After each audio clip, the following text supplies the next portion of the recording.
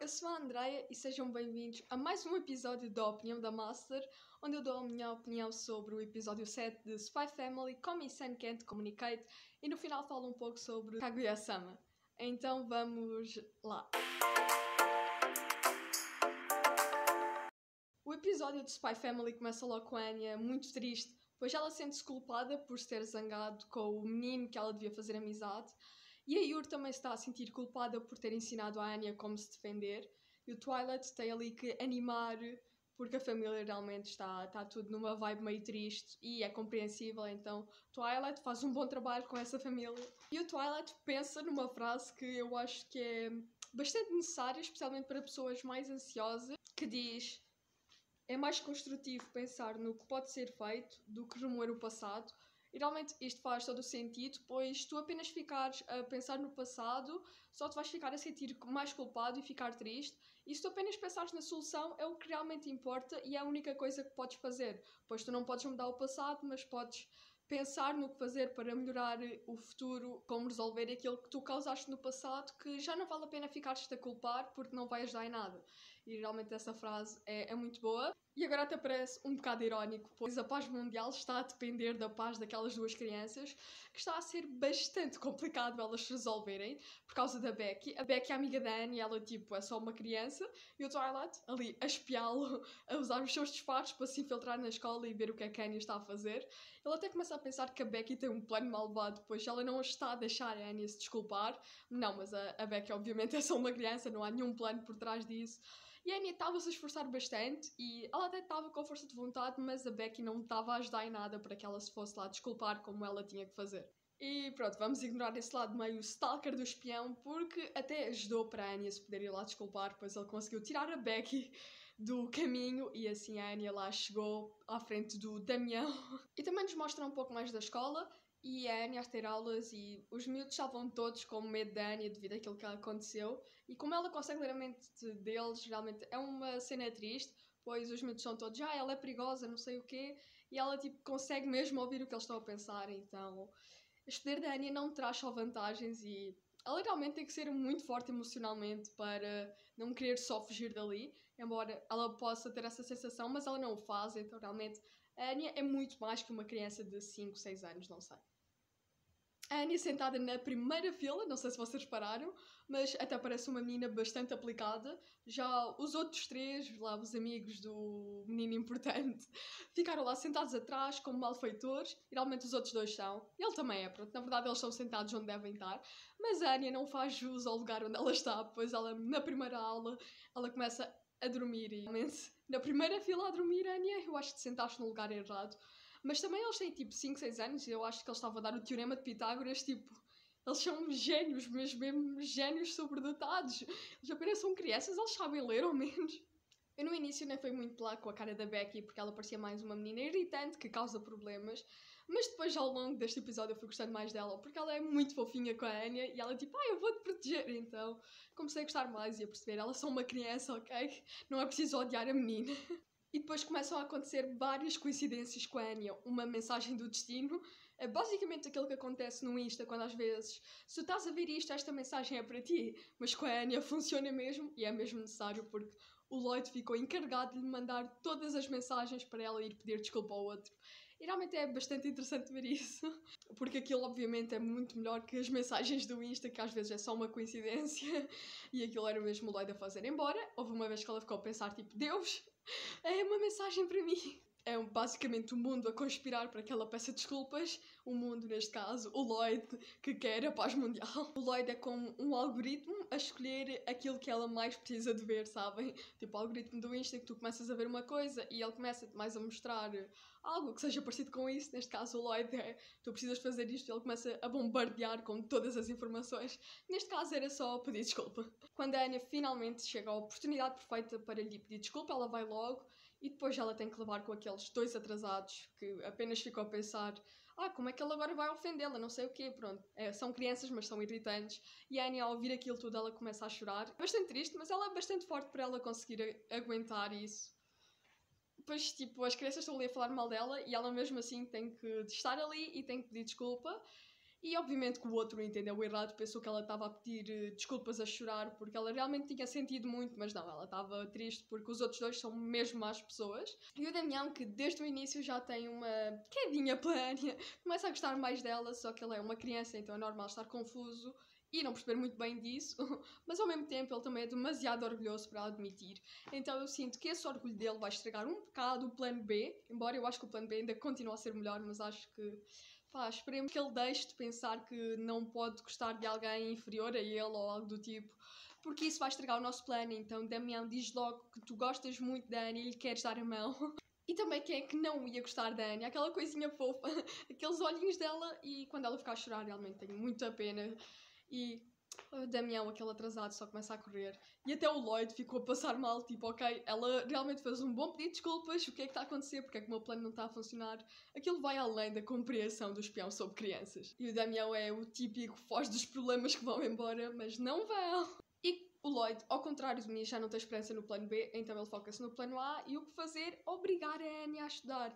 Só que a Anya não gosta lá muito de estudar, e quando ele a ameaça que ela não pode ver os desenhos animados do espião, ela decide começar a fazer batota e a poder ler a mente dele, só que o espião é demasiado ansioso e está a pensar em várias coisas ao mesmo tempo, o que é bastante confuso para ela conseguir perceber qual é que é a solução do problema de matemática que ela está a fazer. E a Yuri também não ajuda, porque ela deve ter déficit de atenção ou assim qualquer coisa. Então a Yuri não é a melhor pessoa para ajudar com trabalhos de matemática, porque ela pensa de uma maneira um bocado estranha. Então esperemos que a Becky, que é a pessoa que se senta ao lado dela durante os testes, eu acho que eles vão ficar nos mesmos lugares, esperemos que a Becky tenha um pensamento mais simples e que não pense em tantas coisas ao mesmo tempo para a Anya conseguir copiar. Não é que copiar seja o mais correto, mas estudar não é bem uma coisa que a Anya goste. E depois há um momento bastante fofo em família com a Yuri e o Lloyd, em que a Yuri está a contar um pouco mais sobre o seu irmão mais novo, e quando ela era criança, como ela ficava orgulhosa dele. Ela também lembra como é importante elogiar as pequenas coisas, realmente. Yuri, a melhor mãe, porque realmente é importante elogiar para incentivarmos as crianças a fazerem aquilo que nós queremos e que elas precisam de fazer. E a Anya, depois de se ficar a sentir-se mal porque o espião realmente queria que ela conseguisse tirar melhores notas, ela até vai estudar toda fofinha. E o Lloyd até ficou a duvidar se ele era um mau pai e que o trabalho dele era estar a ser um bom pai, e se calhar ele estava a falhar com isso. Mas eu acho que ele estava a ser um pai bastante humano e verdadeiro, por isso eu acho que ele está sim a fazer um bom trabalho, porque provavelmente se ele fosse aquele que ele deve considerar um pai perfeito seria meio robótico e não seria real, e acho que isso até ia fazer pior, porque ele não ia ser algo assim tão sem sentimentos, algo apenas que fosse meio robótico. Então ele está a ser o melhor pai que pode. E a Anya lá começa a estudar, só que depois ela acaba por se deixar dormir. E o Lloyd vai ver como ela se está a esforçar, ele até fica contente, mas fica meio à toa com o sonho que a Anya está a ter. A Anya disse, por favor, não mate o pai. Tipo, o quê? Pronto, vamos só ignorar este sonho da Anya, espero que não seja espero que não seja uma visão do futuro e apenas um sonho de criança. No próximo episódio, o irmão da Yuri vai visitar esta família e eu acho que vai correr bem. Não tem como correr mal porque o Lloyd consegue falar com desconhecidos e fingir-se família perfeita e na verdade eles até são.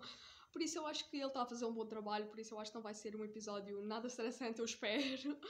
E o que é que vocês acham? Também estão a pensar que vai ser bem calma esta apresentação de família? Deixem aí nos comentários. E agora vamos falar sobre o episódio 6 de Komi-san Can't Communicate. O princípio deste episódio mostra que a Komi-san está realmente muito preocupada com aquilo que aconteceu no episódio passado, que o Tadano estava doente e ele pediu à Komi-san para o ir lá ajudar. E depois a Najime também chega lá e quando ela chega ela vê que a Komi-san está-lhe a dar a mão e ela fica bastante tímida, pois a Najime pode perceber errado o que estava a acontecer, embora eu sei direito porque é que ela lhe estava a dar a mão, mas pronto. Ela não queria que a Najime começasse a pensar demais e tirasse alguma conclusão, então ela começou a escrever uma carta para ela e quando chega à escola ela não tem muita opção senão entregar essa carta, só que a carta nem dizia nada demais, apenas explicou que lhe estava a medir o pulso, nós, sim, nós sabemos. Mas ela estava-se a preocupar à toa porque é a Najime e a Najime nem sequer liga direito para isso. Já o Tadano também tem alguma preocupação, só que ele estava tão doente que ele não consegue ter a certeza se a Komi-san foi lá mesmo à casa dele o ajudar ou não. Então ele está naquele impasse de vou falar com ela e dizer-lhe obrigado, já estou melhor, ou então não faço isso. E isso realmente acontece quando alguém faz anos, pelo menos acontece-me a mim, e eu não tenho a certeza se a pessoa faz anos, então eu fico E agora o que é que eu faço? Vou lá e dou-lhe os parabéns e pode ser que eu acerte no dia, ou vou lá e dou-lhe os parabéns e a pessoa vai ficar, não, eu vou fazer anos amanhã, ou então só vou ignorar e não lhe digo os parabéns para não correr esse risco, mas depois a pessoa faz mesmo anos e fica um ambiente mais estranho, tipo, fazes anos! Então é complicado e estou a perceber a preocupação do Tadano. Só que ele tem a mesma ideia que eu, que é perguntar a outra pessoa que possa responder. No caso, eu vou perguntar a alguém se é mesmo amanhã o dia que essa pessoa faz anos, e ele ia perguntar à Najima se a Komi-san realmente foi à casa dele ou não. Só que o Tadano não é assim tão sortudo e ele também não sabe mandar mensagem, então quando ele chega à escola a primeira pessoa que ele vê é logo a Komi-san. E o que fazer? Fingir desmaio, fingir ter demência, fugir. Pois, mas o Tadano é melhor do que isso. Então ele lá conseguiu virar a conversa para parecer que, ok, estou melhor, mas epá, eu sei que tu foste ou eu sei que não foste, sabe? Ele conseguiu dar a volta naquela situação, embora ele continue a querer saber se realmente a Komi-san foi lá para lhe agradecer, mas por eles estarem a insistir tanto em tentar saber isso, criar ali uma situação um bocado estranha, porque a Komi-san não entende bem o que é que ele está a dizer, porque ele está meio que a falar, sabem, tipo com uma pergunta por baixo daquilo que ele está a dizer.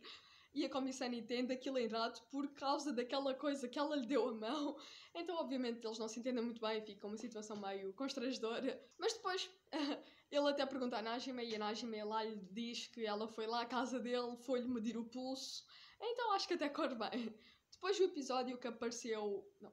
Depois o personagem que apareceu no outro episódio, quando apareceu Esta é a Hora Chegou, é o Narciso. Apresentaram-nos esse personagem, que ele é um narcisista e meio estranho. Ele não é bem o que eu estava a pensar, ele é mais convencido e iludido, não tão fixe como eu tinha pensado. E ele é perfeito para criar situações constrangedoras. E depois também dele criar algumas situações constrangedoras, dele ser um bocado estranho, iludido, convencido. Acho que ainda não vimos o suficiente deste personagem, então no próximo ele deve aparecer mais e devemos perceber um bocado mais quem ele é. Mas ele não é mau, mas ele também não é muito interessante. Depois chega a hora de uma viagem de campo em que eles estão a pensar onde ir e a Najime, obviamente, como sempre, ela fica bastante animada, mas só para as ideias dela, porque para as ideias dos outros ela tipo, não quero saber. Ela até começou a dormir quando o Tadano estava a dizer o que gostava de fazer. Então, Najime, também estás a ser um bocadinho mazinha, mas compreendo a emoção. E a comissão estava um bocado estranha, então quando eles estão a ir para casa, o Tadano decide perguntar-lhe se está tudo bem. E também ele lembra, eu acho que o Tadano aqui foi realmente um bom amigo, ele lembra como ele pode às vezes não dar os melhores conselhos ou não saber como responder, mas se ela lhe quiser contar para se sentir melhor, porque às vezes só dizermos as coisas a outra pessoa faz-nos ficar melhor. É algo bom para assim ver-nos livres desse pensamento que só por partilharmos com alguém já podemos ficar mais leves. E ele lembra disso. E também acho que é uma lição para nós, mas as pessoas não sabem se nos podem contar como estão a sentir-se, então é importante lembrar as pessoas que nós gostamos que nós estamos lá para ajudá-las e que se elas nos quiserem falar sobre alguma coisa nós vamos estar a ouvir. Às vezes podemos não saber como ajudar, mas ouvir já é o importante algumas das vezes. E eu costumo fazer isso, chatear a minha melhor amiga várias vezes. E eu às vezes nem fico à espera de uma resposta, eu só fico contente por ela ter ouvido e ter tentado perceber aquilo que eu estava a sentir e eu até me fico a sentir melhor depois. Porque às vezes faz-nos bem partilhar aquilo que nos deixa mal, então é importante ouvirmos as outras pessoas e também é importante termos pessoas que nos possam ouvir. E acho que é isso que faz uma amizade e o Tadano é perfeito em lembrar a Komi-san disso. Então a Komi-san liga-lhe para ficar mais à vontade para falar e conta uma história do seu passado. E acho que é o episódio onde a Komi-san fala mais, porque ela contou como, devido a ela não conseguir falar direito com as outras pessoas, quando ela fez essa viagem de campo na outra escola, aquilo não correu lá muito bem, ela nem acabou por ir, porque ela não conseguia falar com as pessoas do grupo e as pessoas também não a entendiam tão bem. O Tadano é que é perfeito a entender pessoas. E ela então decide contar-lhe como isso lhe fez mal e ela está com medo que isso se volte a repetir.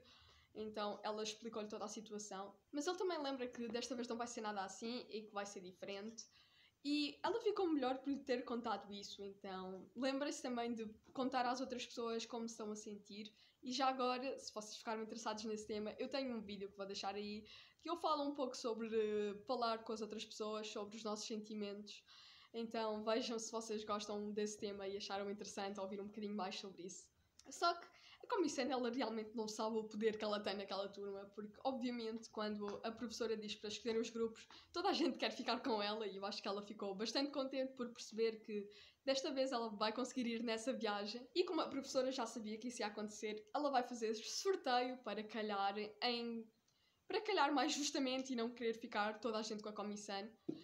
E eu tenho um pressentimento que a Komi-san vai acabar por ficar com aquele personagem, o Narciso, que não é Narciso o nome dele, mas pronto, agora ficou de cabelo azul, ou então vai ficar com o Katai-kun. Eu tenho quase certeza que no sorteio vai calhar esses nomes, mas vamos descobrir isso no próximo episódio. Deixem também nos comentários qual é a vossa opinião. E se também têm alguma ideia de qual vai ser o grupo da Komi-san, eu vou ficar interessada em ver se alguém vai conseguir acertar, porque eu também não sei qual é. Agora falando sobre o episódio de Kaguya-sama, em que a Fujiwara já está traumatizada de ensinar o presidente a fazer alguma coisa, mas ela ficou zangada quando foram dizer ao presidente que não se é bom a fazer tudo, então é melhor desistir desta vez. Só que realmente eu percebo porque é que a Fujiwara ficou zangada, porque isso não é o certo a se fazer. Tipo, não, tu não és capaz, então não faças. Tipo, não é assim que tu deves ver. Mas também, coitada da Fujiwara a ter que ensinar ao presidente, é algo muito complicado. Será que ele vai aprender a fazer lá aquelas coisas com os balões sozinho? Ou vai ser a Fujiwara a o ensinar? Não sei se eles vão continuar com isso dos balões no próximo episódio ou não. Mas sinto que não precisamos de mais um episódio da Fujiwara a passar mal por ter de ensinar alguma coisa ao presidente. E também há um momento entre a Inumiko que ela mostra como ela é uma pessoa bastante esforçada para aquilo que ela quer. E então eu acho que o tesoureiro pode começar a gostar dela ao ver que ela não é só uma menina irritante, mas ela também é esforçada. Então eu acho que ele até pode começar a achar uma pessoa interessante. E eu acho que eles até ficariam um bom casal, então. O que é que vocês acham? Será que o tesoureiro vai desistir da outra menina, que eu não sei o nome, e vai começar a gostar da Inumiko? Ou então não tem nada a ver? Embora eu acho que tem sim. E eu acho que a Inumiko também, eles ali odeiam-se um ao outro, mas nós sabemos que no final eles vão ficar juntos, não é? Deixem nos comentários também se vocês têm alguma opinião sobre isso, mas não deixem spoilers, porque eu não li o mangá e não é divertido levar spoilers, ok? Estraga a animação que eu vou ter, porque eu já vou saber, então não vai meter tanta piada. Por isso, deixem nos comentários aquilo que vocês acharam, a vossa opinião. Se vocês gostaram do vídeo, deixem o vosso like, subscrevam o canal, compartilhem com algum amigo. Até ao próximo vídeo e bye bye!